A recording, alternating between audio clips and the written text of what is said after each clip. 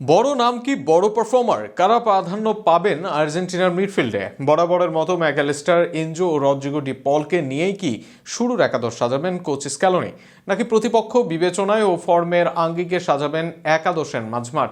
সব মিলিয়ে আলোচনায় বিশ্বকাপে কেমন হতে পারে আর্জেন্টিনার মধ্যমাঠ, সেই সম্ভাব্য মধ্যমাঠ নিয়ে বিস্তারিত থাকছে প্রতিবেদনে। 2022 বিশ্বকাপে আর্জেন্টিনার শিরোপার অন্যতম কাণ্ডারি ছিলেন রদ্রিগো ডি পল। মাঝমাঠে ডি পলের ট্যাকেল, ইন্টারসেপশন রুখে দিত বড় বড় আক্রমণ।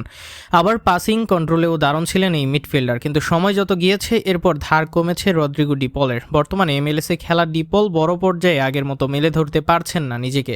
আর সেখানে এবার বড় প্রশ্ন, রদ্রিগো ডি পলকে নিয়ে নামে ভারে শুরুর একাদশে রাখবেন আর্জেন্টাইন কোচ লিওনেল স্ক্যালোনি। একই পজিশনে ক্লাবে নিয়মিত ভালো করছেন আরেক Argentine defensive midfielder Valentine Barco. এমনকি জাতীয় দলে সুযোগ পেয়েও সর্বশেষ ম্যাচে করেছেন গোল।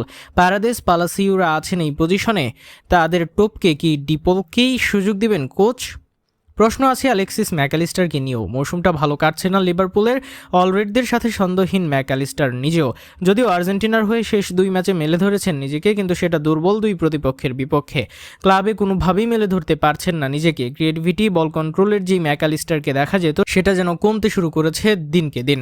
অপরদিকে অ্যাটাকিং মিডফিল্ডার হিসেবে নিকো পাজ, থিয়াগো আলমাদারা সম্ভাবনা দেখাচ্ছেন আর্জেন্টিনা দলে। আবার মাঝমাঠে সিমিওনে, প্রেরণারাও আছেন আর্জেন্টিনা দলে। এবার এদের সবার সাথে বর্তমান পারফরমেন্সে কিছুটা পিছিয়েই অ্যালিস্টার। যদিও অভিজ্ঞতার রায় দিবে তার পক্ষেই সব মিলিয়ে, তাই প্রশ্ন বিশ্বকাপে মিডফিল্ডার হিসেবে কাদের সুযোগ দিবেন স্ক্যালোনি?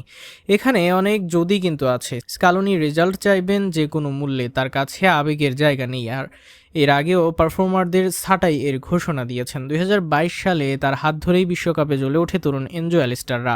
আবার প্রয়োজন হলে অফ ফর্মে থাকা খেলোয়াড়দের সেটে তরুণদের জায়গা দিতে পারেন তিনি। কিন্তু অফ ফর্ম হলেও এখনও বড় মঞ্চে পরীক্ষিত নাম ম্যাকালিস্টার, ডি পলরা। আবার ফর্ম ফিরে পেলে অন্য সবার চেয়ে যোজন যোজন ইম্প্যাক্ট রাখতে পারেন তারা।